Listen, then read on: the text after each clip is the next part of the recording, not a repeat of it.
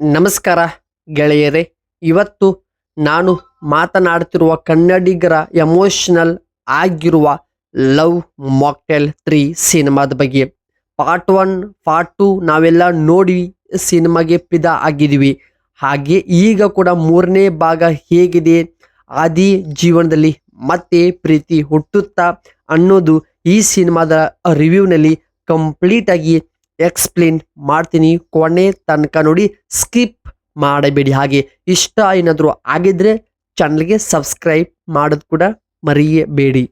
ಈ ಸಿನಿಮಾ ಕತೆ ಶುರುವಾಗೋದು ಪಾರ್ಟ್ 2 ಎಲ್ಲಿಂದ ನಿಂತಿತೋ ಅಲ್ಲಿಂದನೇ ಪಾರ್ಟ್ 3 ಕಂಟಿನ್ಯೂ ಆಗಿ ಸ್ಟಾರ್ಟ್ ಆಗುತ್ತದೆ. ಆದಿ ತನ್ನ ಜೀವನದಲ್ಲಿ ಹೊಸ ಹಂತಗಳಲ್ಲಿ ಹೇಗೆ ಸಾಗುತ್ತಾನೆ, ಅವನ ಸುತ್ತ ಮುತ್ತ ನಡೆಯುವ ಹೊಸ ಸಂಬಂಧಗಳ ಜರ್ನಿ ಏನಾಗುತ್ತದೆ ಅನ್ನೋದು ಸಿನಿಮಾದ ಪ್ರಮುಖ ಹೈಲೈಟ್ ಆಗಿದೆ. ಮತ್ತು ಈ ಸಿನಿಮಾ ಲವ್ ಮಾಕ್ಟೇಲ್ ಅಂದ ಮೇಲೆ ಅಲ್ಲಿ ಕಾಮಿಡಿ ಇರಲೇಬೇಕು. ಈ ಬಾರಿ ಸಖತ್ ಫನ್ನಿ ಕಾಮಿಡಿಗಳಿವೆ ಮತ್ತು ಜೀವನದ ಪಾಠ, ಪ್ರೀತಿಯಲ್ಲಿ ಮಹತ್ವವನ್ನು ಕೃಷ್ಣ ಅವರು ಮತ್ತೆ ಅದ್ಭುತವಾಗಿ ತೋರಿಸಿದ್ದಾರೆ ಸ್ಕ್ರೀನ್ ಮೇಲೆ.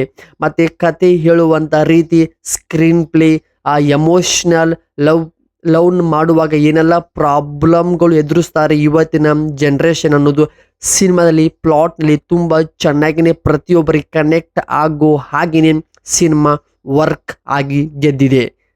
ಮತ್ತು ಡಾರ್ಲಿಂಗ್ ಕೃಷ್ಣ ಅವರ ನಟನೆ, ನಿರ್ದೇಶನ ಎಂದಿನಂತೆ ಮ್ಯಾಜಿಕ್ ಸ್ಕ್ರೀನ್ ಮೇಲೆ ಮಾಡಿದೆ. ಮಿಲನಾ ನಾಗರಾಜ್ ಅವರ ಸ್ಪೆಷಲ್ ಅಪಿಯರೆನ್ಸ್ ಮತ್ತು ಹೊಸ ಪಾತ್ರಗಳು ಸಿನಿಮಾಗೆ ಮೆರುಗು ತಂದು ಕೊಟ್ಟಿವೆ.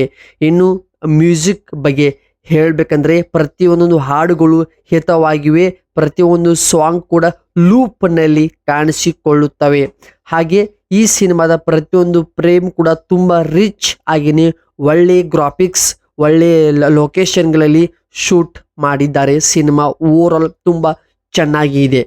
ಒಟ್ಟಾಗಿ ನೀವು ಒಬ್ಬ ಪ್ರೇಮಿ ಆಗಿದ್ರೆ ಅಥವಾ ಒಂದು ಫ್ಯಾಮಿಲಿ ಜೊತೆಗೆ ಒಳ್ಳೆ ಸಿನಿಮಾ ನೋಡ್ಬೇಕು ಅನ್ಕೊಂಡಿದ್ರೆ ಲವ್ ಮಾಕ್ಟೇಲ್ 3 ಮಿಸ್ ಮಾಡಬೇಡಿ.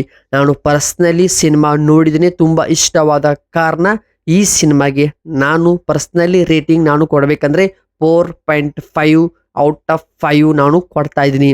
ನೀವಿನ್ನೂ ಸಿನಿಮಾ ನೋಡಿಲ್ಲ ಅಂದರೆ ಬೇಗನೆ ಸಿನಿಮಾ ನೋಡಿ. ಪ್ರೆಸೆಂಟ್ ಡೇ ಥಿಯೇಟರ್ಗಳಲ್ಲಿ ಕೂಡ ಈ ಸಿನಿಮಾ ರನ್ನಿಂಗ್ ಆಗ್ತಾ ಇದೆ. ಕನ್ನಡ ಸಿನಿಮಾ ಸ್ಕ್ರೀನ್ ಮೇಲೆ ನೋಡಿದ್ರೇ ಚಂದ. ಮತ್ತು ಈ ಒಂದು ವಿಡಿಯೋ, ಈ ಒಂದು ರಿವ್ಯೂ ಮೂವಿ ಬಗ್ಗೆ ಏನಾದರೂ ಅಭಿಪ್ರಾಯ, ಅನಿಸಿಕೆ ನೋಡಿದರೆ ಅಥವಾ ನೋಡಿಲ್ಲ ಅಂದರೆ ನೋಡಿಬಿಟ್ಟು ಬಂದು ಆ ವಿಡಿಯೋ ಕೆಳಗಡೆ ಕಾಮೆಂಟ್ ಮಾಡಿ. ನಿಮ್ಮ ಕಾಮೆಂಟ್ಗಳಿಗೆ ನಾನು ಕಾಯ್ತಾ ಇರ್ತೀನಿ. ಮತ್ತೆ ಸಿಗ್ತೀನಿ ಬೇರೆ ಒಂದು ಡಿಫ್ರೆಂಟ್ ಕಂಟೆಂಟ್ ದೊಂದಿಗೆ. ಕಾಯ್ತಾರಿ. ನಮಸ್ಕಾರ ಗೆಳೆಯರೇ.